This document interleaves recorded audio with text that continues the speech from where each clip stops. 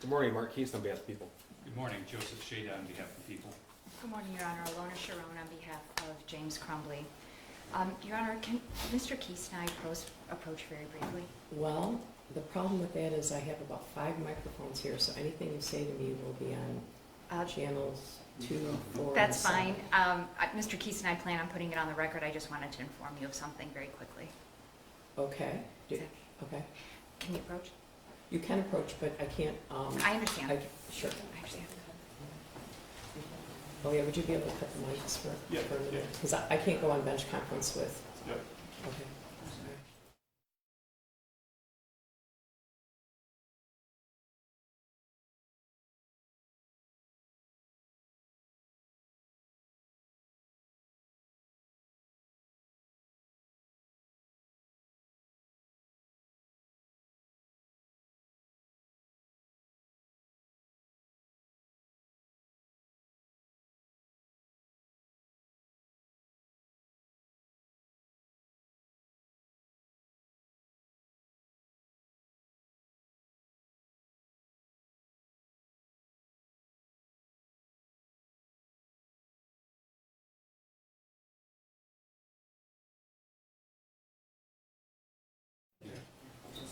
All right, you guys are good.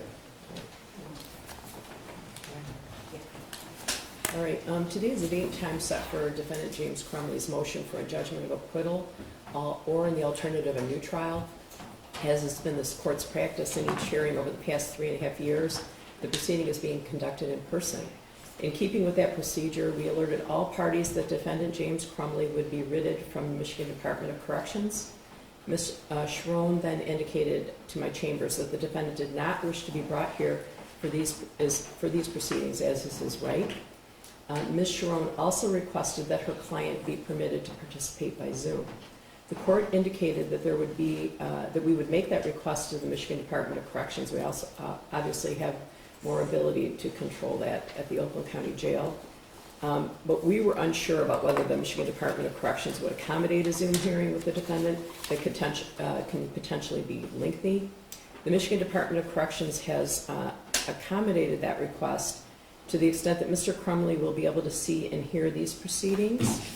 And Ms. Sharon, I think you've indicated that Mr. Crumbley, although he has the right to be present for this hearing in the courtroom, that he's willing to waive that right to be present in court. Absolutely, Your Honor. As the court has correctly indicated, it was our request that he appear via Zoom, so I would waive his appearance for purposes of this hearing.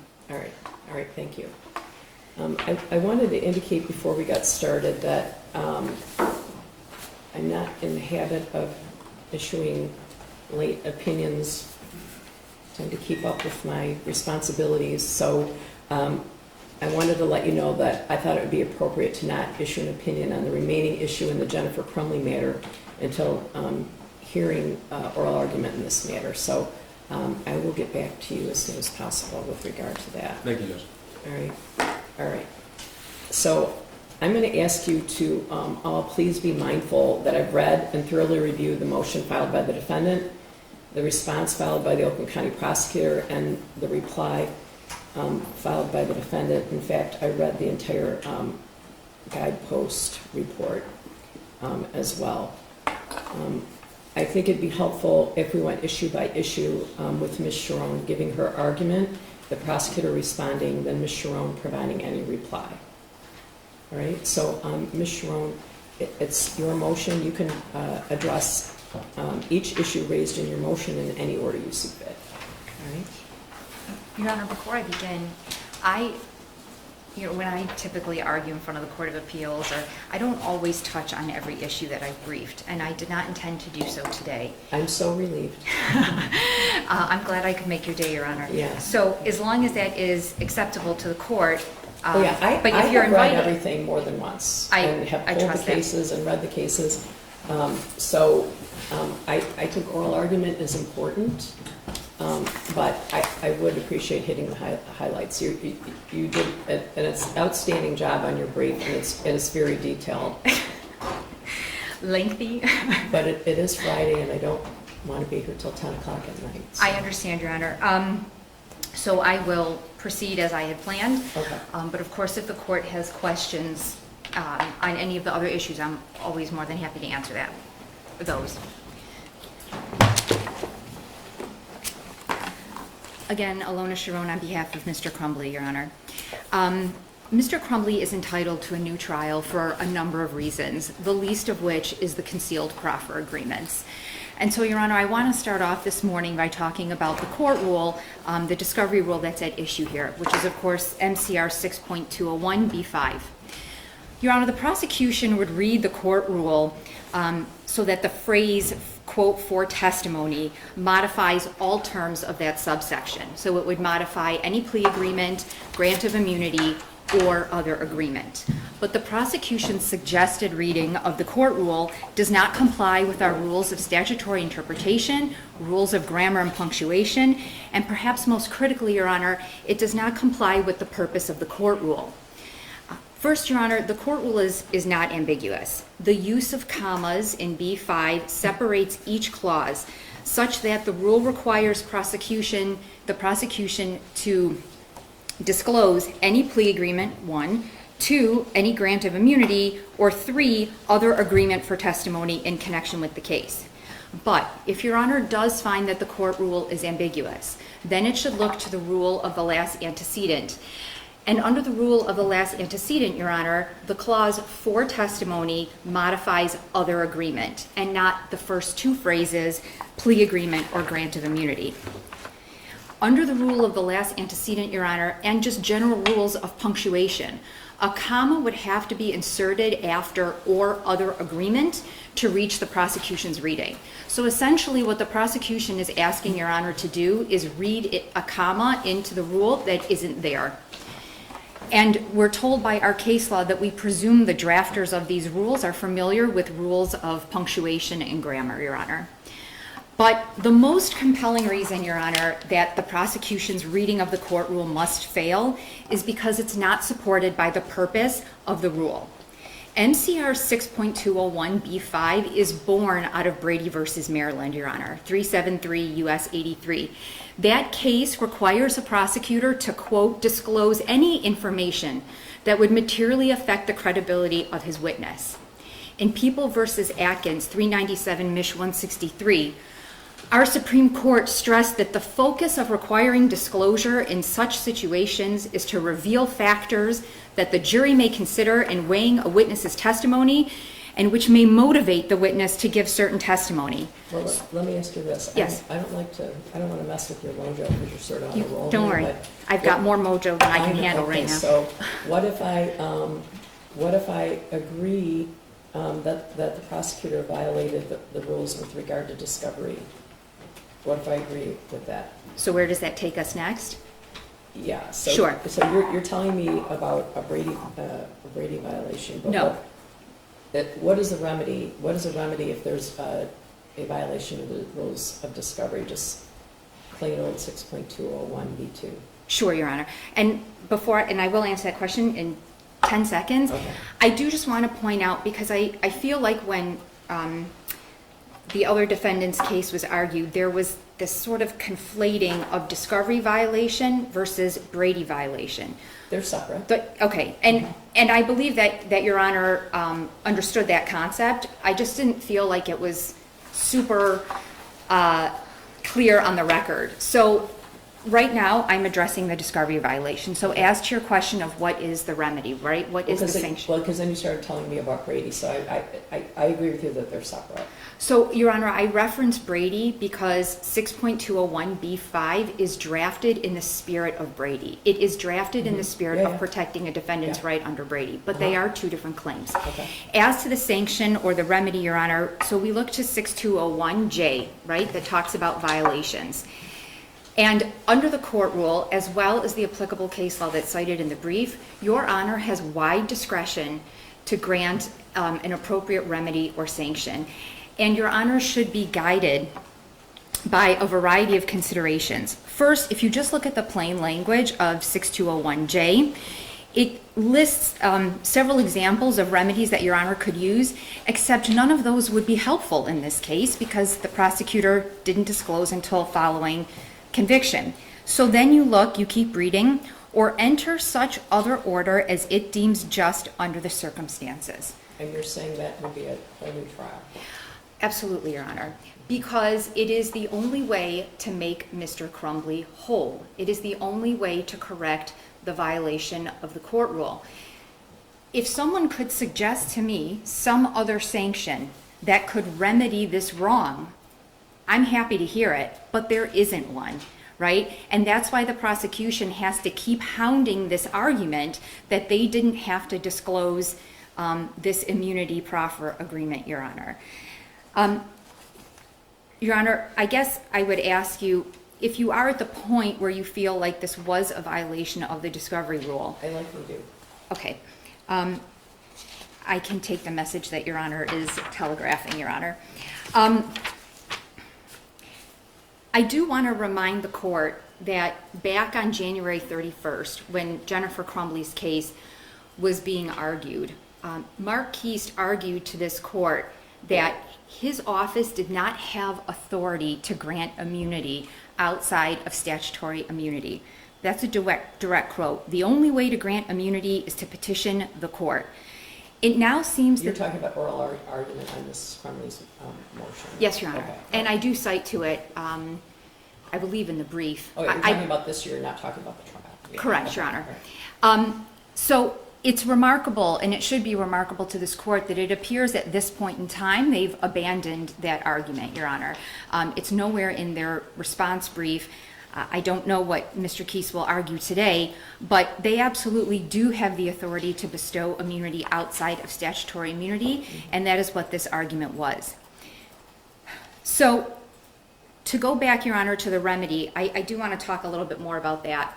According to our case law, when Your Honor determines the appropriate remedy for a discovery violation, you must consider and balance the interests of the courts, the public, and the parties in light of all the circumstances, including the reasons for noncompliance. Your Honor's paramount interest is that the discovery should facilitate the search for the truth.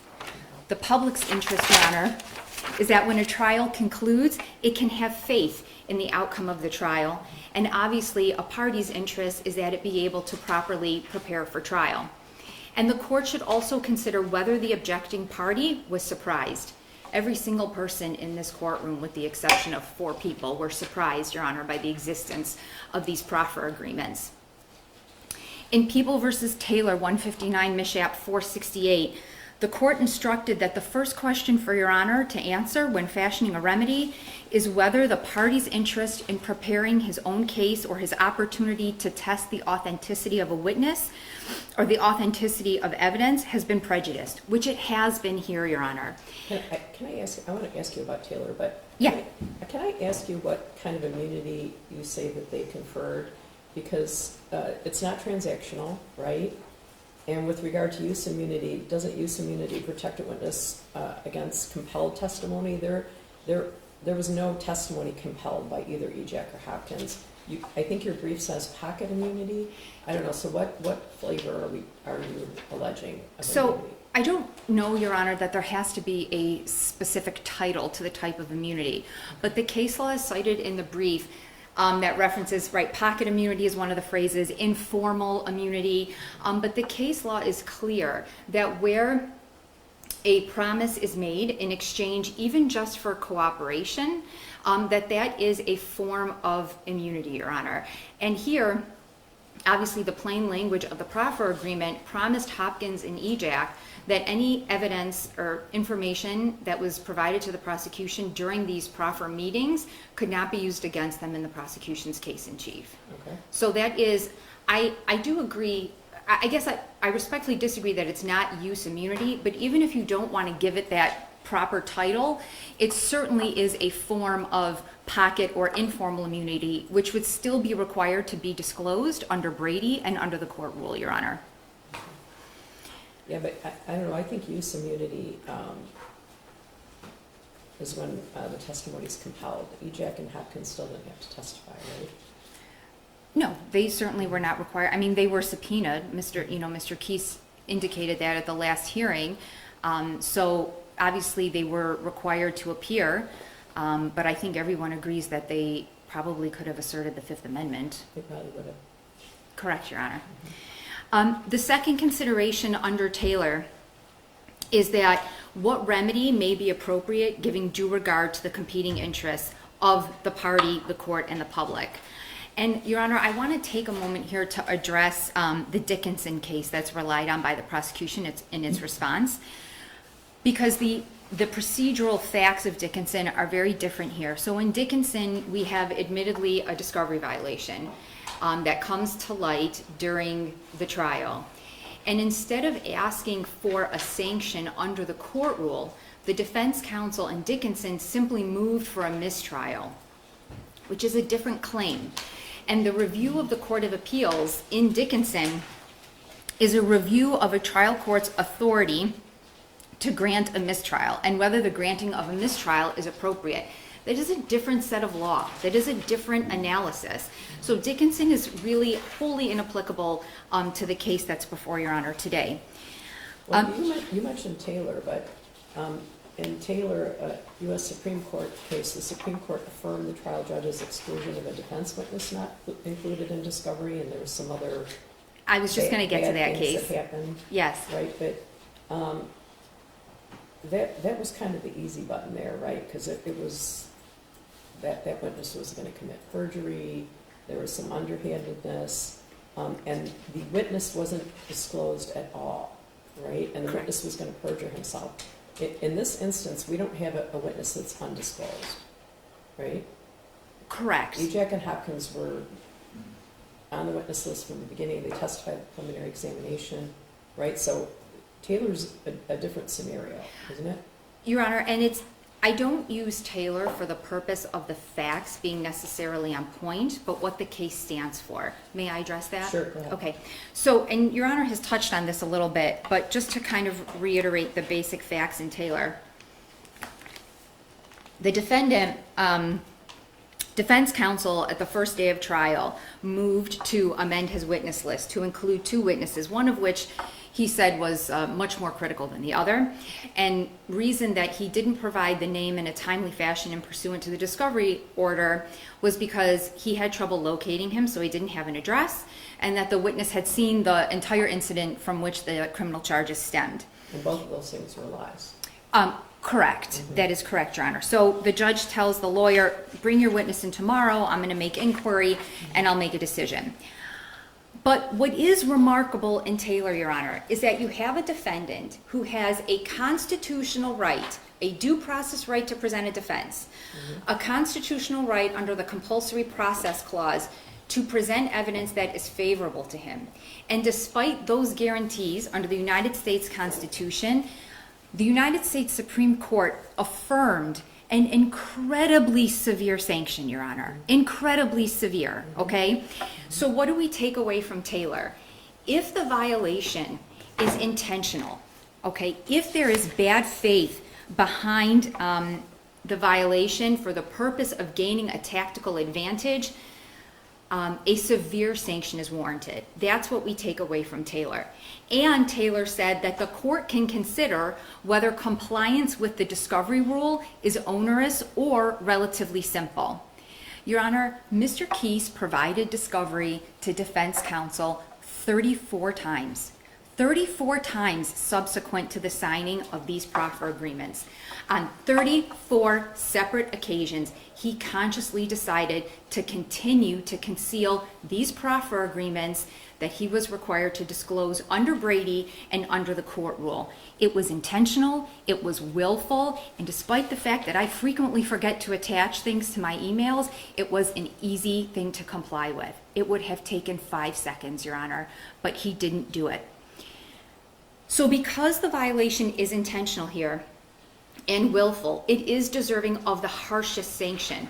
But Mr. Crumbley isn't seeking the harshest sanction, Your Honor. He is seeking the one and only sanction that can right the wrong, that can make him whole, and that is a new trial, Your Honor. Anything short of that, and there is no correction to the misconduct, Your Honor. So again, the court is to consider the reason for the failure. So what does the prosecutor's office argue? One, they first argue that it's something that they didn't have to disclose. I really hope by now the court is not taken by that argument. The second reason that they initially argued was that it was never an immunity agreement because they can't bestow immunity, which, Your Honor, the case law cited in my initial brief clearly dispels that argument. The reasons put forth by the prosecutor are incredible, and they should not persuade this court to conclude that the misconduct was unintentional. Your Honor, the prosecution team consists of 83 years of legal experience. Karen McDonald, 26 years and a former judge. Mark Keast, 19 years. Dave Williams, 29 years. Joseph Shada, just under 10 years. 83 years of legal experience, Your Honor. Your Honor cannot really believe that 83 years of experience and this team did not know that they could bestow immunity on Hopkins and EJAC, that those agreements in fact bestowed immunity and that they were required to disclose them. Your Honor, I want to turn now to the prejudice issue. So if you look at Davy, which is companion, it's Davy and Obispo. So they have an evidentiary hearing in that case when do you have a question? No, it's incredible to me and Davey that the defense attorneys had to go to the Detroit Police Department to get their discovery. I don't know that that's so unusual, frankly. Well, no, but I mean, completely. It seemed dark ages. Oh. Oh, you mean that they didn't receive it via email? Or, no, not email, just, I don't know. Well, Your Honor, I'm sure you called the Detroit Police Department, so to turn to the prejudice, There was no discovery there, though. No, zero. None. that is correct. Right. But if you look at Davy, Your Honor, It's prejudice, capital P, right? I don't know what you mean by that. Well, they weren't given any discovery. Correct, but the court in Davy, never makes a finding that the failure to produce the discovery was outcome determinative. All it does is the trial court took testimony from trial counsel who testified that their ability to prepare was compromised, and that was enough prejudice. That is the prejudice that is required, Your Honor, under the discovery claim. And so let's talk about the prejudice in this case, Your Honor. James Crumbley was prejudiced because he was unable to effectively cross-examine the witnesses as to their bias and motive. He was unable to fully prepare his case. But perhaps what's most compelling, Your Honor, is that I reference in the reply brief the audio from Mr. Hopkins' initial interview, right? I listened to it. The day of the shooting. When you listen to that audio and compare it to the testimony that he provides at trial, subsequent to the proffer agreements, there are distinct differences, Your Honor. Nothing in his interview to the police expresses frustration with the Crumbleys' unwillingness to take their son home. There is no mention that they refused to take EC home because they needed to return to work. He explicitly says, Your Honor, in that audio, the parents were absolutely on board to get him help within 48 hours. And he also tells the officer, look, these parents, they know that their son has a tremendous amount of anxiety when it comes to missing class. So much so that he tells the officer that James Crumbley told him he wanted to plan a family vacation and EC was going to have to miss class for it, and told his dad, I don't want to go on the vacation. I cannot miss school. I cannot miss class. So you go from these statements that he makes, right, within hours, of the shooting, where he does not express any frustration with the Crumbleys, any concern about James Crumbley that he is disinterested, that this meeting ends abruptly. And when you compare, Your Honor, those statements to the officer shortly after the shooting and his testimony, where he talks about the meeting ending abruptly, the parents not acting appropriately with EC, and I detail it all in the brief. I don't think I need to repeat it. But not disclosing the proffer agreements, Your Honor, it robbed him of the inference that this gentleman's testimony shifted as a result of the proffer agreements, Your Honor. Okay, well, this meeting was 12 minutes long, right? I believe it was 20, but 12? 12? Mm-hmm. Yes. But the officer asked him repeatedly about the meeting, about the parents. How was the child doing? Were they willing to get treatment for their son? And Mr. Hopkins expressed no concern about the parents, not one shred of concern, not one observation in that interview about their conduct during that meeting, about their attitude during that meeting. Your Honor, we know that without the proffer agreements, Hopkins and EJAC would not have testified. That is a reasonable inference given their lack of cooperation with the guidepost investigation. They had no interest in transparency, and their interest was self-preservation. Okay, but the prosecutor would say that everybody's interest is self-preservation, right? So they were incentivized to shine themselves up before the proffer agreement, during the proffer agreement, and after the proffer agreement. No one, everybody, any reasonable person avoids being charged with a crime, right? 100%, but not every person is a witness in a criminal trial. That's what matters here, Okay. right? What gives them the bias and the motive to have that shift in the way he characterizes his interaction with James's interaction with EC, their willingness to get this child help. Here's the distinction, Your Honor. He talks about it when he's being interviewed by Joe Bryan at the jail too, right? There's an interview with Joe Bryan at the jail. Between Mr. and Mrs. and the child. and the two defendants. And a lot of those things are stated there. Are you talking about the exhibit that's two to the attached? It's exhibit 2. Yes, Your Honor. I reviewed that twice. There is nowhere in that interview where the Crumbleys indicated that they had to leave to go to work. That is not in there. There is nothing in there. They do leave to go to work, right? Your Honor, the point is that the prosecution tries, but the reason that they leave, Your Honor, and they leave EC at school, in that initial interview with Hopkins, he makes clear that those parents wanted EC to stay in school, Your Honor, because they had serious concerns about the amount of anxiety he experienced from missing class. And that's confirmed by Hopkins. He talks about in great detail how much the students have struggled because of COVID, and that EC seemed to struggle a lot from not being in school. His grades had declined a bit from that, and his parents confirmed that not being in class was incredibly anxiety-inducing for him. Wasn't he sleeping in class at some point? I believe that is a statement that he might have made to the CFP, and a teacher might have reported it. That's fine. But regardless of that, I don't think it's disputed that EC reported and his parents acknowledged that not being in school was incredibly difficult for him, and that he wanted to stay in class.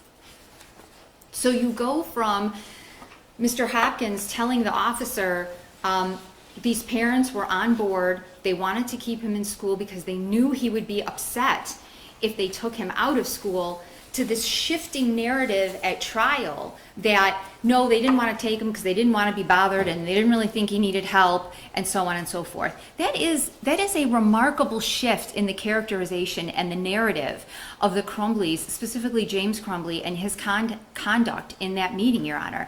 Okay, but regardless, that doesn't change. Whatever EJAC and Hopkins say doesn't change the facts. It doesn't change what happened. The parents came there. There's texts, there's videos, there's all kinds of things that happened before and after. Your Honor, I don't dispute for one moment. They came She there. didn't want to come at first, Mrs., right? And said she couldn't miss work, and then she comes, then they're there 12 minutes, they leave without him. Like, nothing EJAC and Hopkins say changes that. Your Honor, the facts might not change, but the way that they're characterized and the narrative that's given around the facts, right? That's what's important, and that's what the prosecution used Hopkins for, in part, was to give testimony about how they conducted themselves in that meeting. The fact that they seemed almost irritated about having to be there. The fact that the meeting, quote, ended abruptly. And then this assertion that they really didn't seem to think getting help for him was important, which is the total opposite of what he says in that meeting immediately after the shooting. His exact phrase was, they were on board. That's it. So how do we go from there to portraying these parents as not caring, not knowing their son? It's just, they don't coincide, Your Honor. They are distinctly different. Well, she wasn't going to come at first, right? She said, call the dad. Your Honor, she's not my client. Oh, I know she's not your client. Mr. Crumbley But you is. said the parents, so. You know. I apologize. Yeah. But when you look at globally his statements, to be fair, I mean, he talks mostly generally, right, about mom and dad. You know, he tells him, no, they came to the school, we had this meeting. He even talks about them telling him about the grandmother passing away, about the loss of the dog, about the friend moving away, so on and so forth. So there is this exchange of information, and there's never a characterization at that time that they're somehow inappropriate. Well, they're going to say there wasn't an exchange of information. Well, I understand that that's what they say, except that Mr. Hopkins' interview says otherwise. No, prosecution's going to say there wasn't an exchange of information. If there was an exchange of information, prosecution's going to say this wouldn't have happened if there was an exchange of information. Your Honor, at that moment in time, Jack Hopkins, James Crumbley had no reason to believe, and this kind of dovetails into the legal duty argument, that EC was had a propensity for violent acts. Okay, under the law, and I yes. What about that picture? Yeah. They had the picture before they came to the meeting, right? 100%, Your Honor. Yeah. Your Honor, children draw pictures of things. It doesn't mean, if every person who drew a picture meant that that was their intention going forward, I mean, people, I don't want to call it a doodle because I don't want to undermine the significance of it. But to suggest that because he drew a picture and has never had a history of violence that his parents knew of, specifically his father, it wasn't foreseeable. It simply wasn't. I mean, when you look at Hopkins, he saw the same picture. But what did he say? What did he tell the officer? This kid's never been in trouble. I barely know him because he's never been in trouble. He comes to school, his attendance is solid, he's never got into fights, he's never been suspended. Why is that? Because he's never doing anything wrong.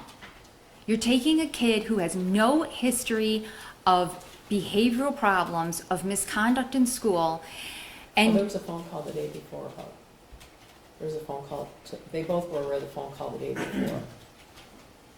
I don't know that about there's researching bullets. Right. And Your Honor, I don't dispute that that happened, but the fact that someone researches bullets, no one disputes that this was a hobby of his. It was a hobby that he enjoyed and that he did with his parents. And in some communities, that's a totally normal hobby for a 15-year-old child to have with his parents. And I think the testimony at trial very much confirms that in this community, that is nothing unusual, Your Honor. But when you look at the narrative that's put forth and how it shifts, James Crumbley did not have the ability to cross-examine these witnesses about why their testimony shifted, why the information that they gave shifted. And it would have been a reasonable argument and a reasonable attack on their credibility, Your Honor, to point to the proffer agreements for the reason in that shift. But again, Your Honor, even under Davey, the prejudice prong is whether or not the defendant's ability to prepare the case has been hampered, right? And that's exactly what you have here. That meeting and their alleged conduct and disinterest in that meeting was a huge part of the prosecution's case. Okay, so you're talking about materiality. Do you want me to let the prosecution respond, or? It's your courtroom, Your Honor. Whatever's easiest for Your Honor. Well, I think it'd be best to issue it by issue. I guess I should presume that you're done talking about this part. About the proffer? Yeah, I am. Okay, well, I'm gonna let them respond, and then I'll 100%. let you reply. Thank you, Okay? Judge. Thank you, Judge. And I think the court, some of the court's questions, I think, correctly exemplified part of our argument.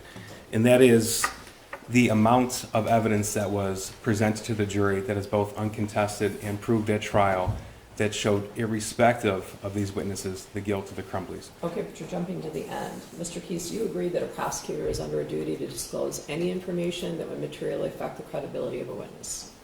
Yes, Judge, Brady If I obligations, had of a course. dollar for every time I said credibility is always at issue, I could retire right now, Yes. right? Credibility is always at issue, right? And so wasn't the defense deprived of a robust cross-examination? No, Judge, and I do want to point out that the interview that counsel is referring to, that was turned over to defense. Defense counsel had that in the Are first. you talking about the audio tape she sent me, or Exhibit 2 to your brief? The interview of Mr. Hopkins from November the 30th of 2021, along with the narrative statement Okay. summarizing that. Sure. So counsel had opportunities, if counsel sought at trial, to try to cross-examine on any inconsistencies. I don't believe there to be any material inconsistencies, and I'll get to that, Judge. I do want to highlight just a few things. I want the court to recall that the evidence showed that it was approximately 1:10 p.m. on the afternoon of November the 30th, 2021, when the active shooter alert went out to parents of Oxford High School students. Those parents raced to the high school in hopes that their children were unharmed and alive. But James Crumbley didn't. He went home. He went home to look for the gun that he bought his son just 4 days before. He went home because he knew his son was the shooter. James Crumbley is the person who bought the murder weapon. He's the person who didn't lock it up, even though he was given the cable lock and an easy way to do so. James Crumbley knew his son had lost his only friend just the month prior.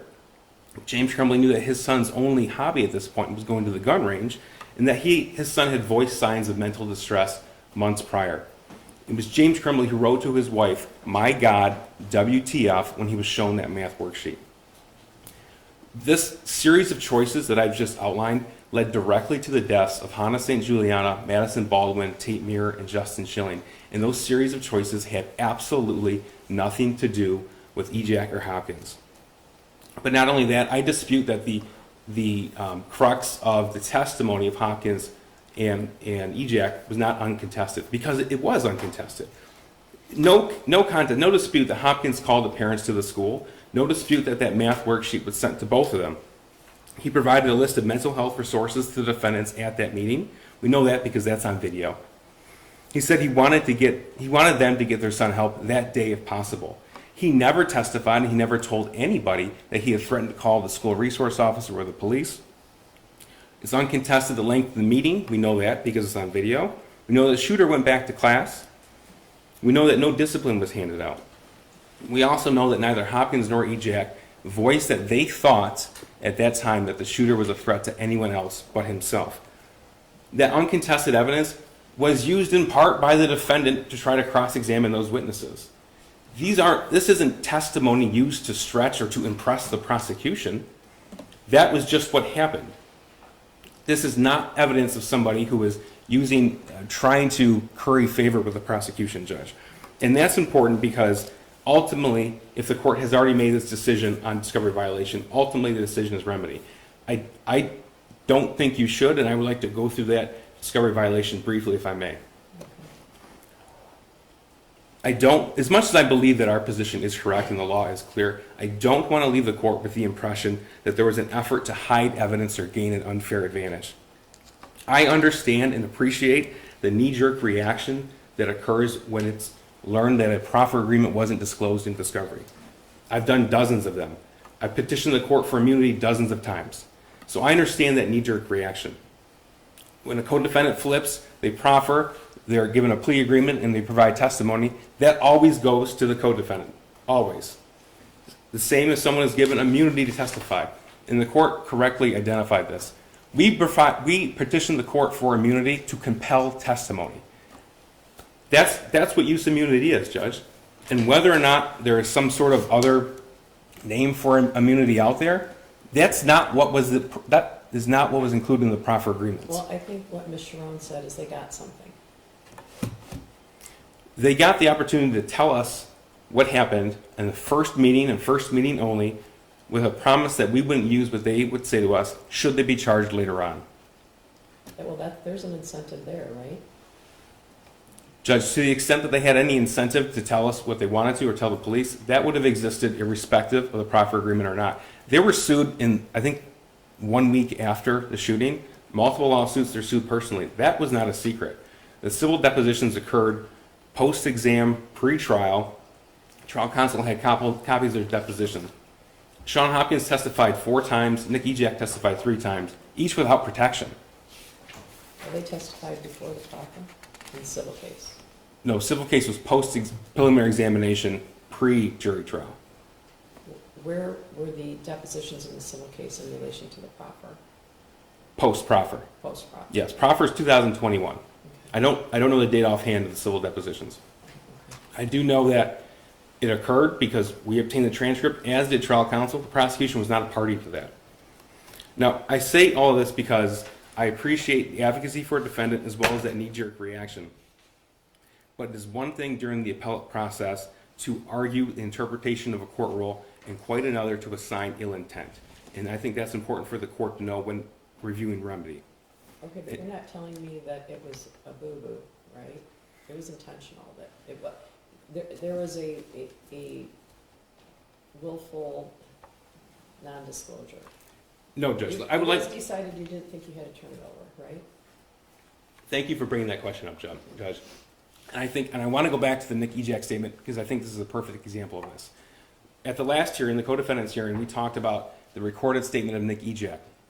That occurred in 2021, and when it was decided to have him testify for the prosecution in 2024, we should have gone back through and identified that as a statement under the court rule. That was a mistake and was made without malice. It's not being argued here today because there's nothing exculpatory about it. Well, I did think it was interesting that I wasn't provided with it. That means no one really cares about it, right? Correct, because there's nothing exculpatory about it. Oh. Now, in the same vein, the proffer letters in 2021 were put in the work category box. They were not revisited in 2024. The law supports, as much as I firmly believe, and that's why we breathe this is why I'm arguing this with the court, that the law supports my position that the reading of the court rule does not require that. It does not mean that these proffer agreements were shoved in the back corner of an office and decided to conceal evidence from the defendants. It wasn't turned over, Judge. That's a fact.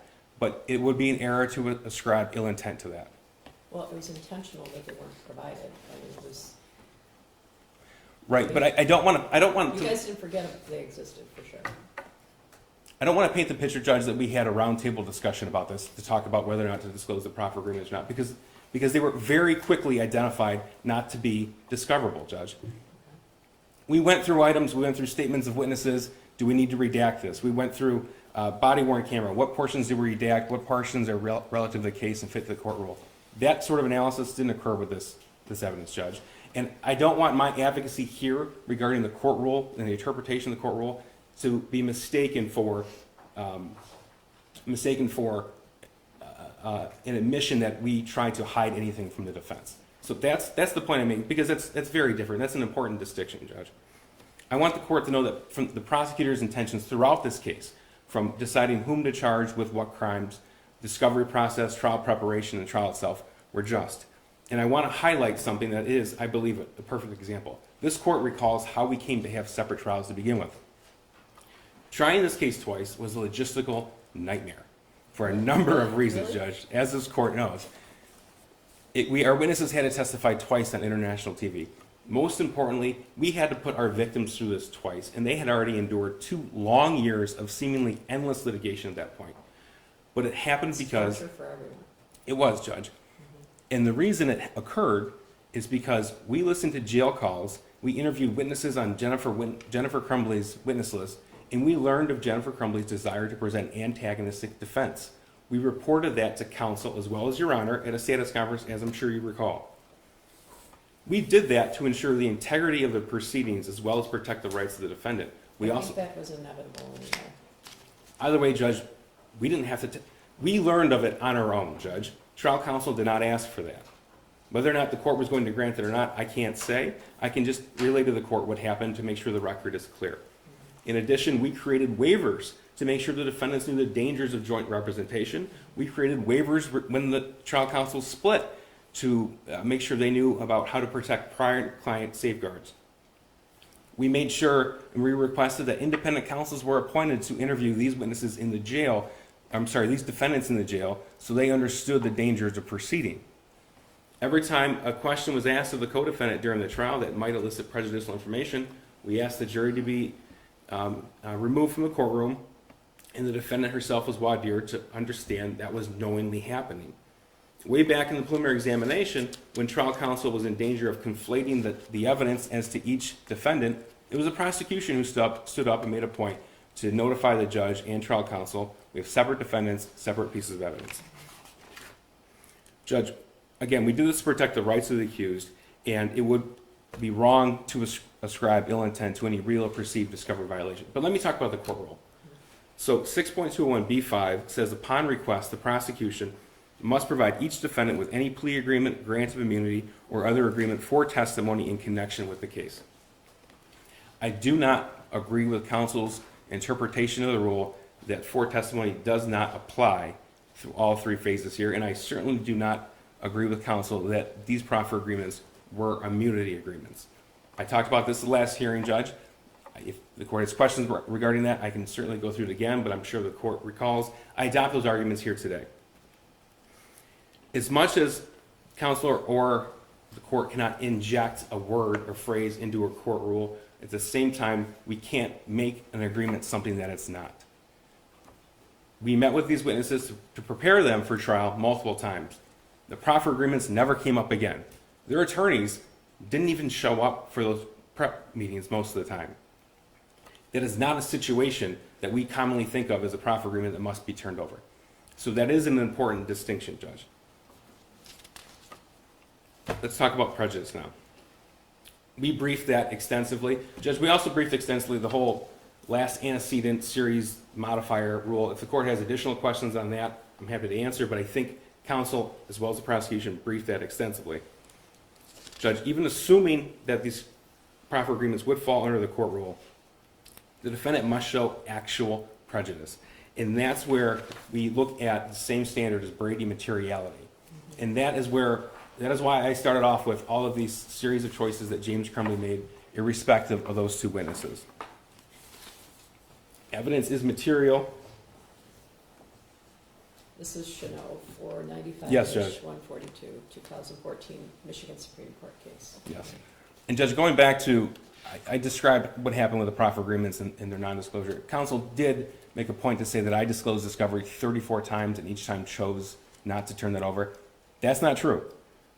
It was the first time, and it wasn't revisited. That's an important distinction.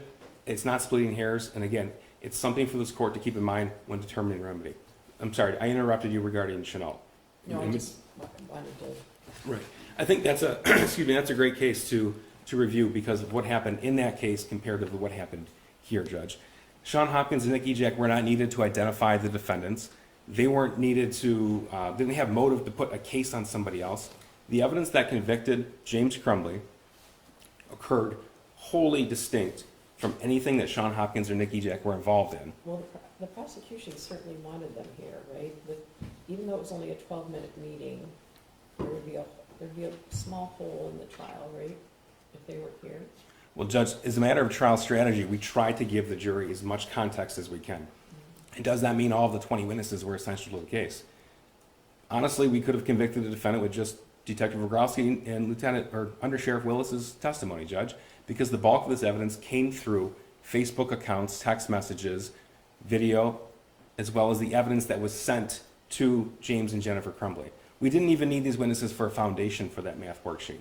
The fact of the matter is, and we made a... I agree with that. Thank you, Judge. We made a point about talking about this in the opening, throughout the trial and closing. Hopkins and Ejak knew this much about the shooter and about the Crumbley household. That's nothing we ran from. The counsel just argued in support of her position that he didn't know about the shooter because he wasn't in trouble. That's true, and we never tried to argue anything to the contrary. He knew this much. James Crumbley knew this, and that's the point. That's the point. It takes a rare set of circumstances to convict a parent of involuntary manslaughter for the intentional acts of their son. That's why it doesn't happen very often. It takes causation, it takes gross negligence, and it takes foreseeability, Judge. And everything else that James Crumbley knew, that's what convicted him. There just weren't very many factual disputes in the trial. That's the crux of prejudice and materiality. I want the court, if What do you think about Taylor and Davy, though? Davy is cited by Dickinson, Judge, in support. It's cited by Dickinson. And the crux of Taylor is that the objecting party should not be put in a better position.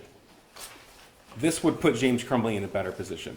Dickinson's test of outcome determinative prejudice is the guide for this court, and that is why it is the same test for materiality, Judge. Evidence is material if it creates a reasonable probability of a different outcome. That's the standard. What is material is all of the evidence, uncontested, that James Crumbley knew about his son, all the evidence that was proved by a number of different witnesses, not named Hopkins and EJAC, proved by forensic downloads and cell phone, towers, GPS data, that proved that James Crumbley was grossly negligent, that proved that he was both the proximate and factual cause of death, and that this was foreseeable to him. We did sort of get into the argument on the Fifth Amendment aspect of it, I'm sorry, not Fifth Amendment, regarding the duty. Thank you. If the court would like me Do you want to. me to let her respond to you, and then we'll talk about duty? I issued a ruling already on inconsistent theories and duty and unanimity, right? So, Not in this case, Your Honor. but not in regard to this case, but there's plenty of overlap. So I know I'm just stressing that so that you hit the highlights, and I know there's some things in your brief that were not in the brief presented on behalf of Mrs. Crumbley, but yeah. So can she reply to you? Or? It's whatever the court would like, Judge. And there's just one other thing that the counsel mentioned that I neglected to bring up earlier. Only four people in the world knew about these proffers. That's not true. I mean, Hopkins and EJAC both have their attorneys. We never asked for an NDA. We never told anybody to keep it quiet. I have interviewed gang member witnesses before where their safety would be in danger if things got out, if they didn't testify. That's not the case here, Judge. And I keep bringing this up, the difference of what we commonly refer to as proffer, just because I want the court to contextualize what actually happened. I just want the court to be aware of that. The only aspect on duty I want to bring up is that essential part of duty is foreseeability, which was instructed to the jury. That was part of the jury instruction, so that's all on that part, Judge. Thank you. Thank you, Your Honor. A couple things. It's always difficult because I can never read my own handwriting. But when Mr. Key stands before Your Honor and says that these proffer agreements were identified as not discoverable, frankly, Your Honor, that's terrifying. It's terrifying to think about potentially how many other cases they haven't disclosed similar agreements. It's terrifying that a prosecution team with 83 years of experience doesn't know that they have to disclose this under Brady. My reaction is not a knee-jerk reaction. It's a reaction that is born out of the Constitution, out of defendant's right to due process and to present a defense and to cross-examine the witnesses against him. So if our Constitution wants to be called a knee-jerk reaction, then that's fine. But my reaction, and I think the reaction of a lot of people, Your Honor, stems from constitutional guarantees that a criminal defendant has. And I'll knee-jerk react to that all day, Your Honor. Your Honor, he made a comment and sort of went through this litany of events that speak to the virtue of the prosecutor's office. That because they did the right thing in one instance, it means that there was no bad intent here.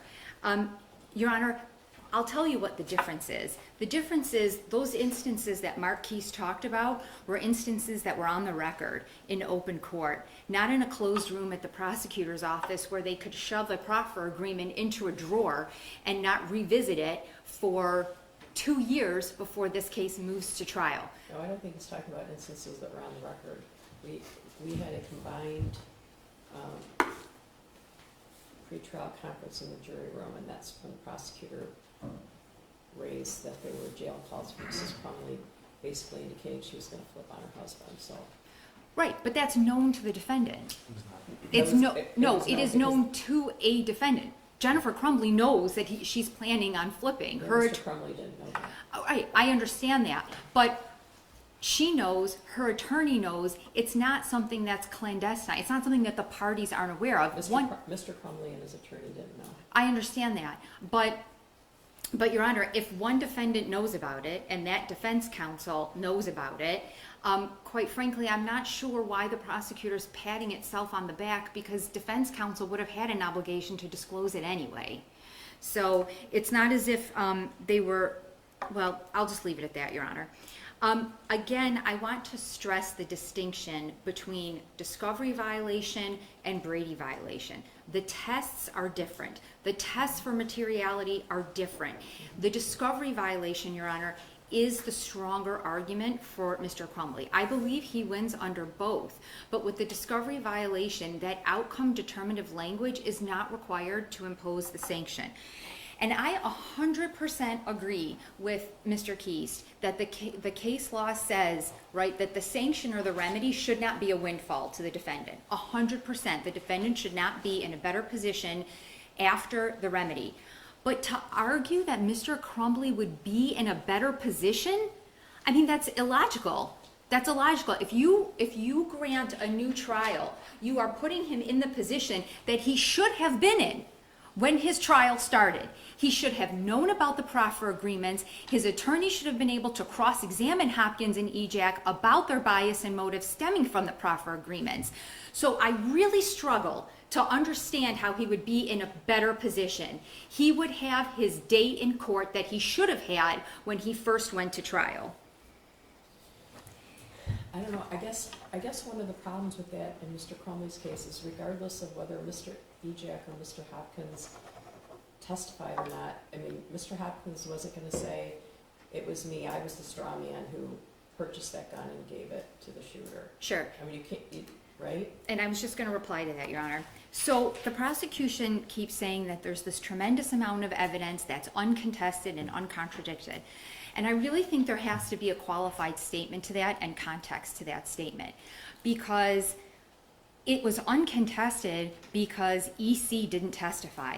It was uncontested because his medical records couldn't come in at trial.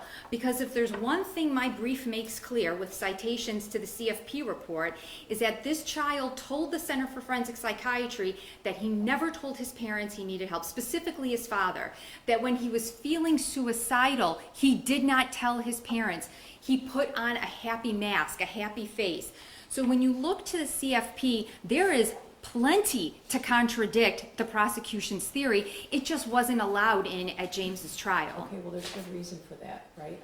It's hard. I would respectfully disagree. Well, I guess that would be for the Court of Appeals of the Supreme Court. Agreed. I guess I would say to you that we thought long and hard, researched, everybody involved in the trial spent a lot of time, and there is no allowance at all for those records not to be privileged.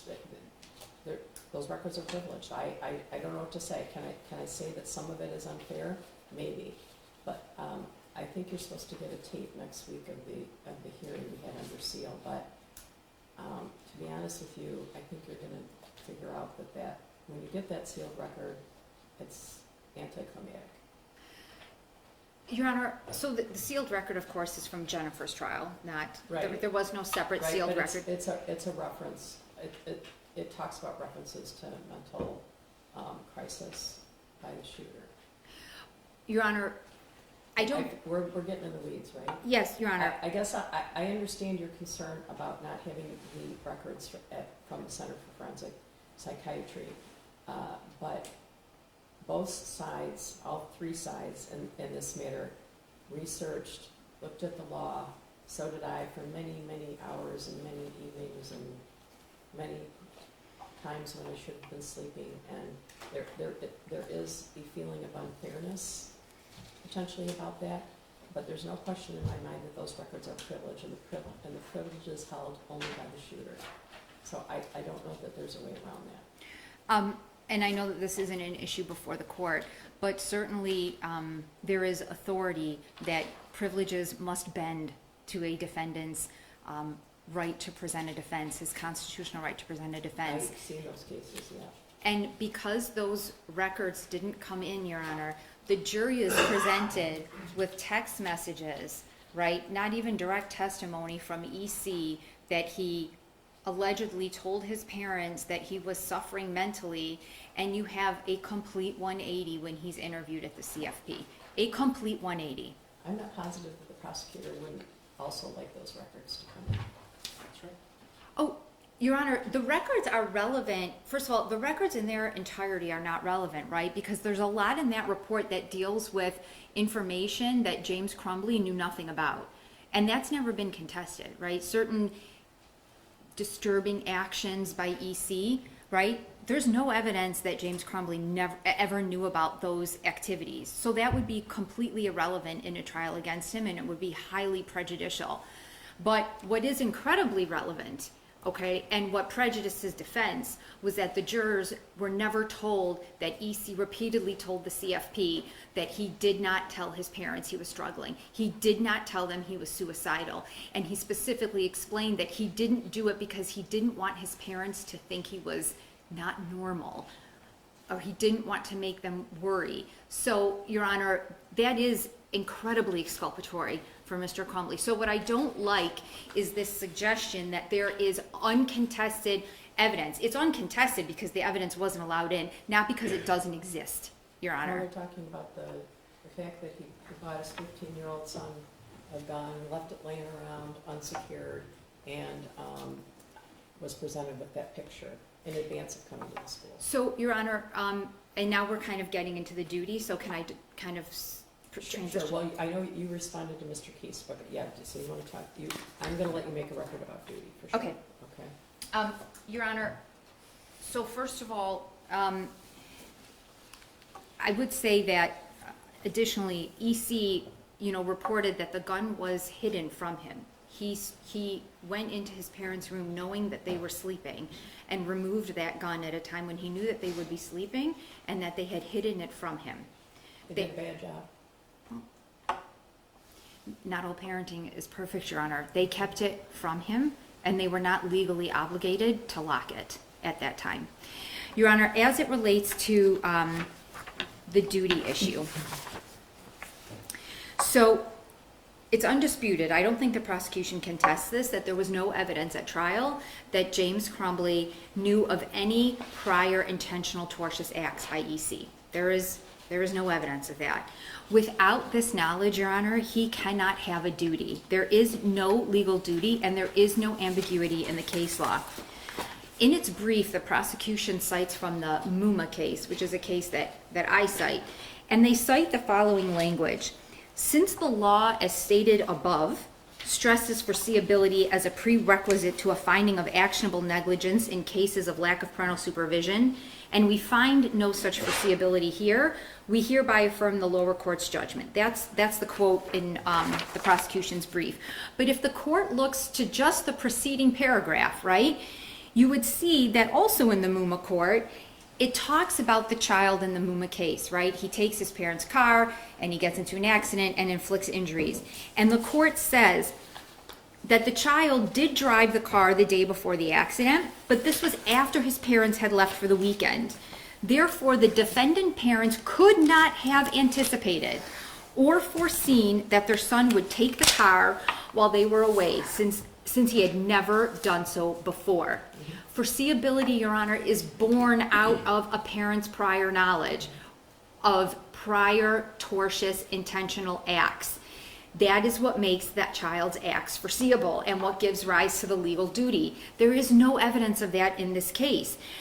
What also strikes me, Your Honor, is that the prosecution asserts in its brief that the cases on which I rely do not include this requirement. And frankly, it's as if they didn't read any of the cases cited in the brief. Your Honor mentioned I took it as a comment on the length of the brief, which is fine. I mean, it was long. But it's long because It's not that long. 51, that's even longer than the Court of Appeals accepts at this point. But the cases, Your Honor, that are cited, I don't just give the court the name of a case. I explain the facts, the holding, why it applies. And what's amazing is that they make a blanket assertion that none of those cases stand for the proposition that I use them for, and give you no analysis of how those cases are wrong or how they don't say what I say they say by way of copious direct quotes from the case.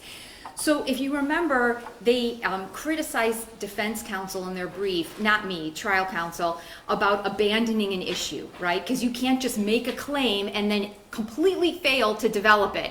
That's exactly what they do when it comes to this duty argument, Your Honor. They just want to say to Your Honor, hey, Judge Matthews, what she says the cases say, they don't really say that. Okay, now let's move on. Let's not engage in any meaningful analysis to persuade Your Honor of that point. The case law is the case law. Prior knowledge by a parent is what gives rise to the legal duty. There is no evidence of that here. Don't you think that the Court of Appeals sort of touched on this? I do think that they did. And frankly, I don't. They talk about I'm this trying being to an be. extremely unique set of circumstances. Your Honor, You don't want to call up the Court of Appeals on the record. Oh, no, that's fine. I think my reputation there is good enough. But different lawyers will raise issues in different ways. Sometimes lawyering from one lawyer may be more persuasive than the next. I wasn't there. I didn't read the briefs. You know, that's not really necessary for my representation here. But what I can say is, where there is no prior knowledge, there cannot be a duty. And if you look, a case that came out after Crumbley, it's People versus Aish, it's AIYASH, it came out maybe even the last 8 to 12 months. It's that horrible case in Detroit where the clerk locked the people in the store and they got into a fight, and then one guy who's locked in there shoots and injures and I think kills one of the other people in the store. Your Honor, you know, one of the reasons why the clerk there wasn't held responsible was because he didn't know this person. He didn't know any prior instances of violence. And that is the same here. That is absolutely the same here. The prosecution has never argued that James knew EC was violent, that EC was ever violent before. And we know from Hopkins, he was not a kid that got into trouble. He didn't get into fights at school. He didn't get into fights in the neighborhood. Nothing. There is no evidence. Why did he have to know that there was some prior instances of violence? Because that's what the case law requires. Didn't he just have to know things about him, like all the things that were happening in his life, including the friend, the fact that there was an unsecured gun at his house. To suggest he had that access to his Instagram. Okay. Your Honor, so just first of all, just because someone has access to Instagram doesn't mean they're constantly trolling it. But to answer your question, Your Honor, if you followed Your Honor's... This kid had silhouettes all over his room, right? It was a hobby that he did with his mother. That's not... Okay, shooting a gun is not in itself violent. If you're going to the range, I mean, that's essentially saying that anyone who goes to a gun range as a hobby or to practice is violent. No, of course not. But he knew that his son was... And then there was the phone call the day before about him looking up... He was so he had to be at school. Well, he was at school looking at bullets and things like that. Like it's not just one thing. But the law requires, and I'm sorry, I didn't mean to interrupt you. But the law requires knowledge of prior intentional tortious acts. Otherwise, there cannot be foreseeability. That's what the case law. I mean, Your Honor, you have cases that I cited where the parents had some knowledge that the children were engaging in sort of somewhat nefarious conduct, but because there hadn't been explicit acts of violence, then the parents don't know about the propensity of that child. You have a child here who engages in a hobby with his parents as a way of spending time together. That is not an act of violence, okay? And to suggest that... to suggest that just because he may have been struggling and feeling sad, which is what Hopkins described him as, right? He just seemed sad. To suggest that somehow gives foreseeability of someone committing a mass shooting, okay? In today's climate, 80% of us are probably sad the majority of the time. That doesn't mean we're gonna go commit a mass shooting, and it certainly doesn't make it foreseeable. The standard is prior knowledge of prior intentional tortious acts. Without that, Your Honor, there is no legal duty for the parent to act. Your Honor, that is my argument as to the duty part. That concludes the duty portion of the program. Does Your Honor want to give Mr. Keese an opportunity? I don't know. Do you want to? Would you like to respond Sure. to the argument? Judge, just briefly. This has been before this court before, so I'm not going to belabor the point. I believe the court is correct. The Court of Appeals did touch upon this, as well as the court. Well, I should say that I'm definitely interested in and required just to consider each defendant individually. Of course, of course. Thank you for making that record, Judge, and that's absolutely true. I bring that up only because the issues are so similar, and I believe the court can draw from that. It is, again, a unique set of circumstances, and the Court of Appeals made this point, as did we in the Court of Appeals, and to the jury. A unique set of circumstances where a parent could be held responsible for the acts of their teenage son. Foreseeability is key. I agree. Foreseeability is an essential part of this, Judge, and that was argued to the jury. That's a jury question. Those are the aspects that were put forth to the jury, and the jury made that determination. There are multiple ways. So Alvin states clearly that the law in Michigan is that a parent is under a duty to exercise reasonable care so as to control his minor children as to prevent them from intentionally harming others or from so conducting themselves to create an unreasonable risk of bodily harm if that parent knows that he or she has the ability to control his children, and two, knows of the necessity and opportunity for exercising such control. Of course, should James Crumbley have been made aware that his son was shooting at people in the past or engaging in some other sort of violent, tortious acts, that would be evidence of foreseeability, but it's not required. It's just simply not required. So regarding the duty aspect of counsel's argument, I'm asking the court just to refer back to the first motion to quash that we had. That was what was appealed to the Court of Appeals, in the Court of Appeals opinion. I believe it's clear in that aspect. I do want to go back and make one quick point.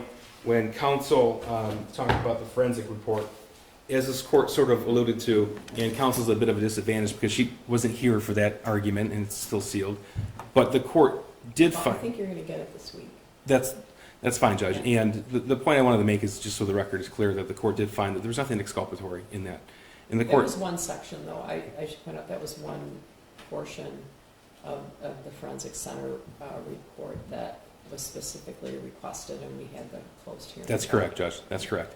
And also, Judge, there's no criticism of trial counsel in not pursuing this issue. She removed the shooter from her witness list, probably for good reason, because it doesn't stop with just questions defense counsel asks. We have a whole lot of questions they ask too, and there are a lot of information. Are we there. going somewhere else now? No, I was just responding to counsel's argument regarding the This forensic report. report. Yes. Okay. Yeah. Thank you, Judge. Your Honor, I'm not going to address the duty issue anymore. I think I think it's been well covered. The last issue I intended to address was the Fifth Amendment issue. I do just want to just briefly say, a little bit ago, Your Honor mentioned that you had already previously ruled in Jennifer Crumbley's case on some of the legal claims that I think on their face or on the surface kind of overlap, but I do just want to stress to the court that as it relates to the inconsistent theories, there is no overlap between Mr. and Mrs. Crumbley's arguments. They are extremely distinct. They rely on different law. Well, the law is similar, Well, but you told me this in a pretrial, and that is specifically why I did not rule on everything with regard to Mrs. Crumbley, because you did persuade me that it wouldn't be fair to not read your brief and listen to your argument.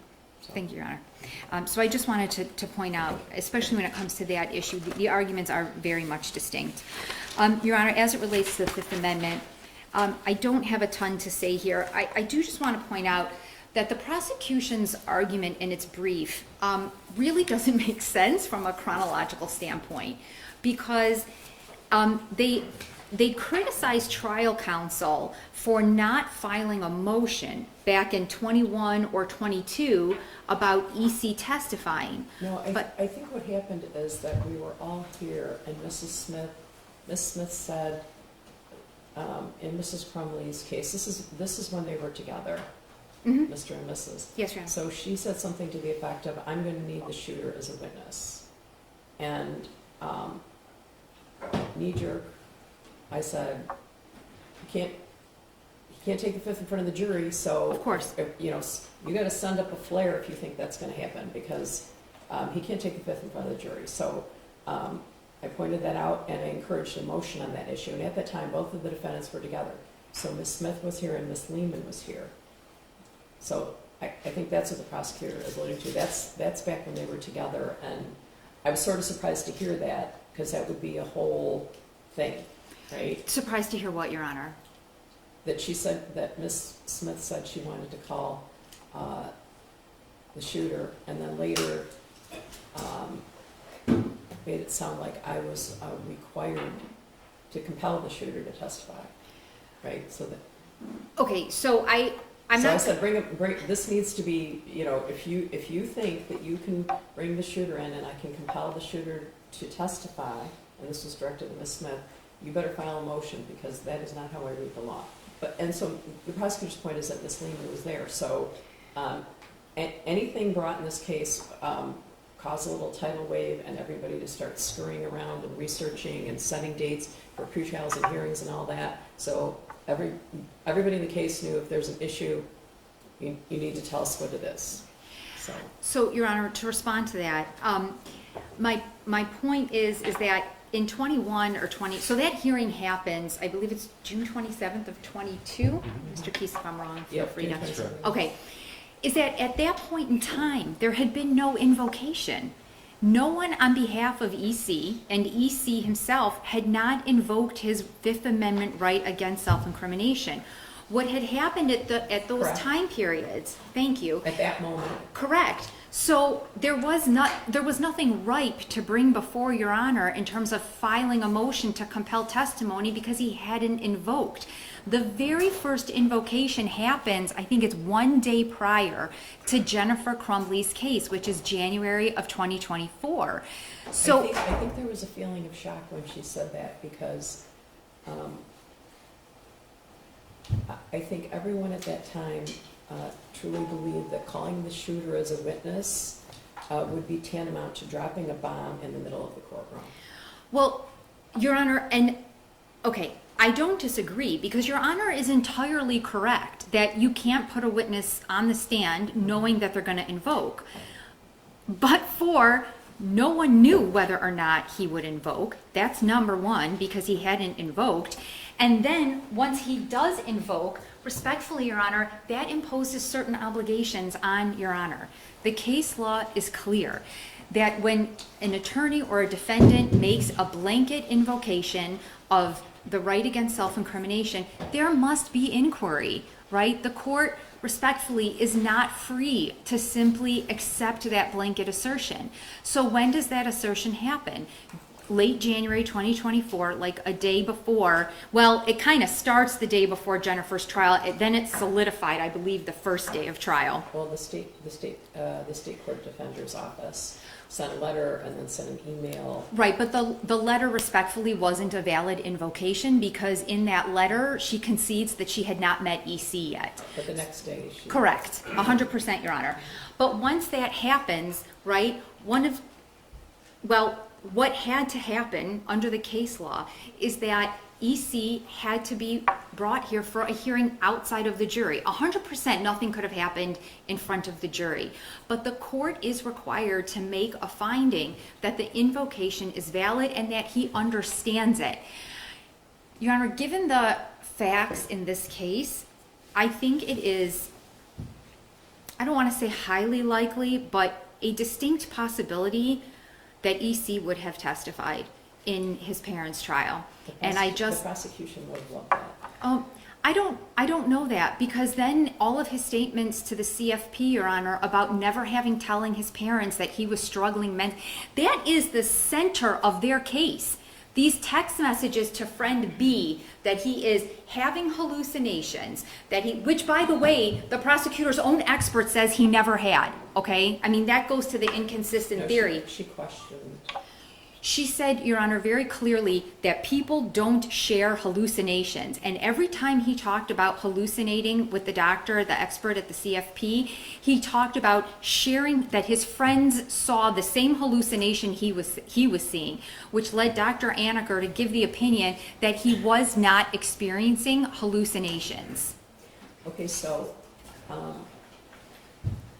you're saying I didn't correctly handle the Fifth Amendment issue because I didn't bring the shooter here in his bulletproof vest and put him on the stand and ask him if he was going to take the Fifth. But, so you say the Fifth Amendment was not invoked, but I think it was invoked over and over again by his counsel. No, it was invoked. I don't dispute that it was invoked. I dispute that in 21 or 22 that it was invoked, which should have led counsel to file some type of motion. It wouldn't have been ripe at that point because nothing had been invoked, and I think Your Honor agrees with that.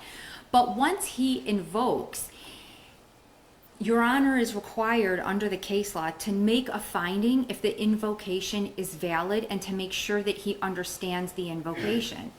And that didn't happen here. And yes, I do argue that he did not have a valid assertion under the Fifth Amendment because counsel could have asked questions, Your Honor, narrowly tailored his questions, her questions, excuse me. What question?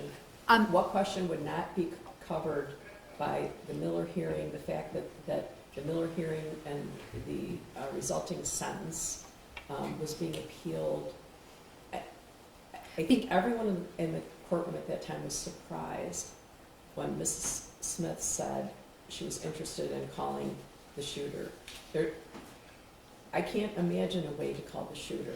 Because if the questions asked of EC are confined to information that is already known by the prosecution and by the sentencing judge, how can there be additional incrimination? I don't know. I can't imagine a question he could have been asked. Your Honor, I go through a list of 17 of them I in know the it's brief. not them. Did you go on a camping trip? I don't think that he could have answered any of those questions. A lot of those questions are from a Miller hearing because his background. No. That information is lifted from the CFP report. That's why I specifically tailored it to that. That's separate though. That's separate. Just because he answered questions at a forensic center interview doesn't mean he can be compelled to testify under oath Your Honor, those questions, when they would also be the subject of the Miller hearing, right? They were already the subject of a Miller hearing. They Which is were still on appeal. already 100%. Those facts were already known to Judge Rowe. The CFP report was made an exhibit at the Miller hearing, which means the prosecution and Judge Rowe were already made aware of all those 17 facts that I list in the brief that are all helpful to James Crumbley because he is portrayed as some disinterested, negligent father, and the fact is that EC statements at the CFP do not support that. They don't support that. I know that's your position, but try as I might, I couldn't do anything about that. I understand that, Your Honor, but it was required that Your Honor make that inquiry. Counsel does not have to ask for it. I didn't bring the shooter in and ask him. I didn't. And Your Honor, the only way to remedy that is with an evidentiary hearing. Okay, so you want me to bring the shooter in and ask him? I want the court to make sure that it was a valid invocation and that it was appropriate. That's how you correct the mistake. I guess I would have to say that I'm satisfied that he invoked his Fifth Amendment rights. That's And not that the question. lawyers- Okay. The question is whether or not the blanket assertion is appropriate. Respectfully. I'm feeling confident, respectfully. Your Honor, that's all I have to say on the Fifth Amendment issue. I did just have one other, and I don't know if Mr. Keese wants to respond. I did have one other sort of point that I wanted to make to the court that kind of culminates everything, Okay. but I can certainly wait, or Your Honor Okay. can just tell me to sit I'll down. let him respond. Thank you, I, Judge. one or both of you might not be happy with my ruling, but we won't say I didn't let you say everything you wanted to say. Thank you, Judge.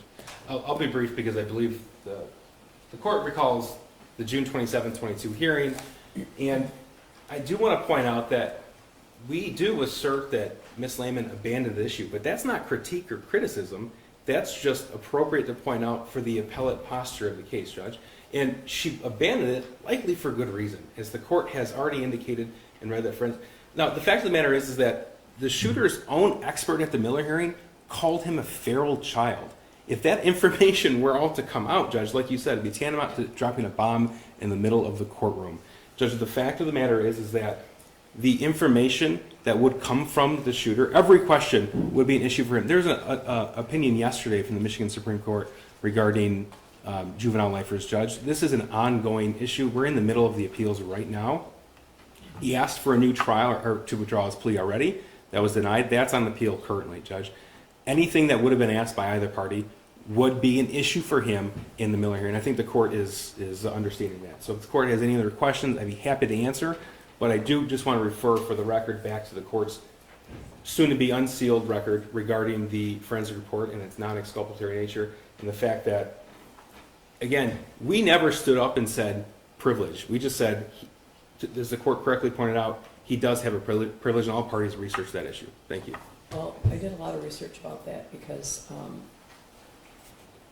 obviously things that he said, the shooter said, would be of interest and relevant to both Mr. and Mrs. in their hearing, in their trial.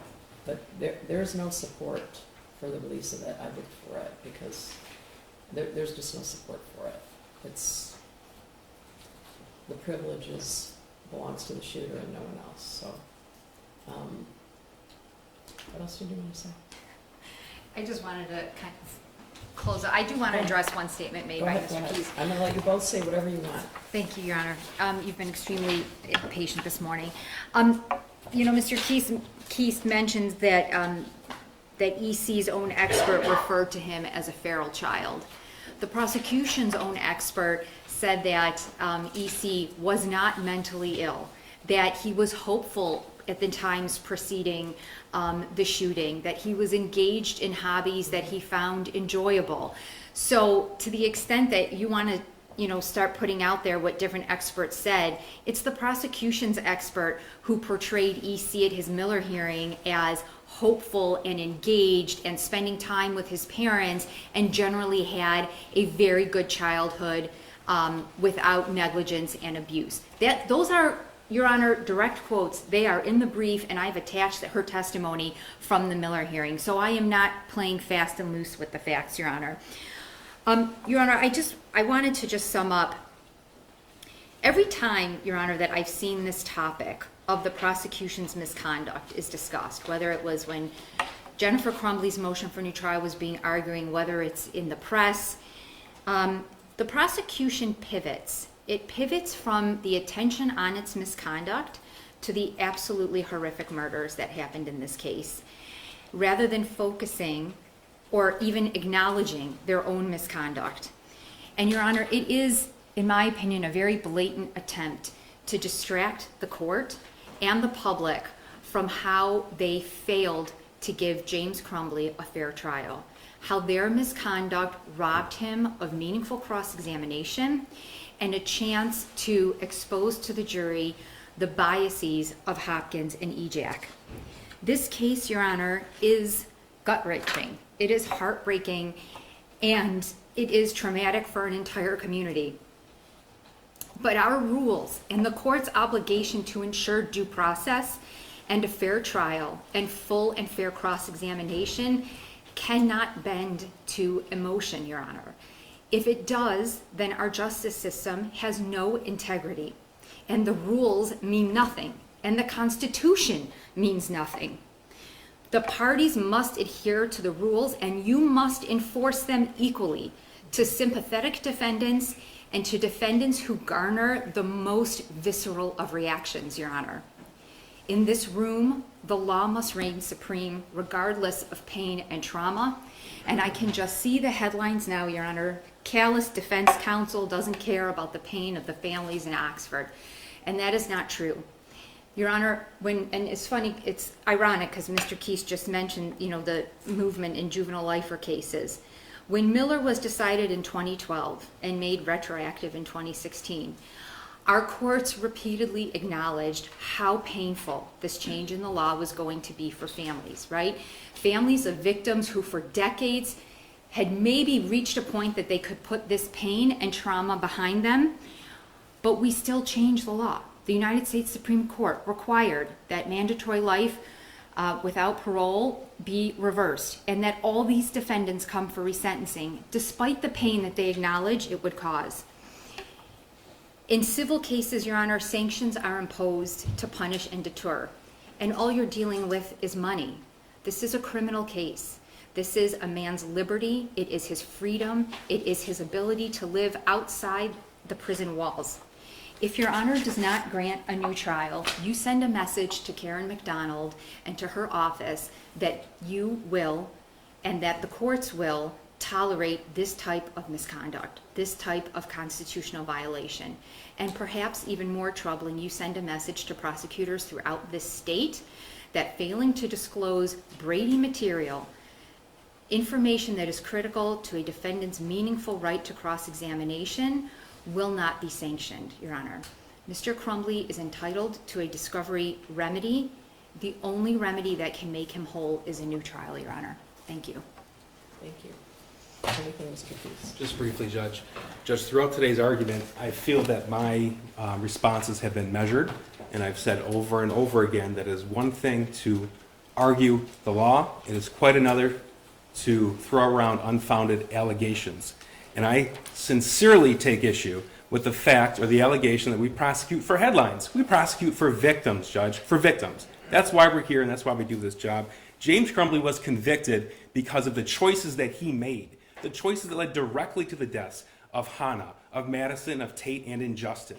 It was James Crumbley's gross negligence. It was James Crumbley's causation and his foreseeability that was the reason for his conviction, Judge. The evidence in this case was overwhelming. I simply ask that this court review the law, follow the law, Judge. Our brief is detailed. Our argument, I believe, is clear. Thank you. Thank you. I don't think you can expect something from me in less than a month, probably. I'll do my best, but I've been being very careful, and sometimes I think some of my other 550 cases have taken a back seat to these two cases in the last 3.5 years. So I will do my best to get back to you as soon as possible. All right? Thank you, Your Honor. Thank you. Thank you. All right.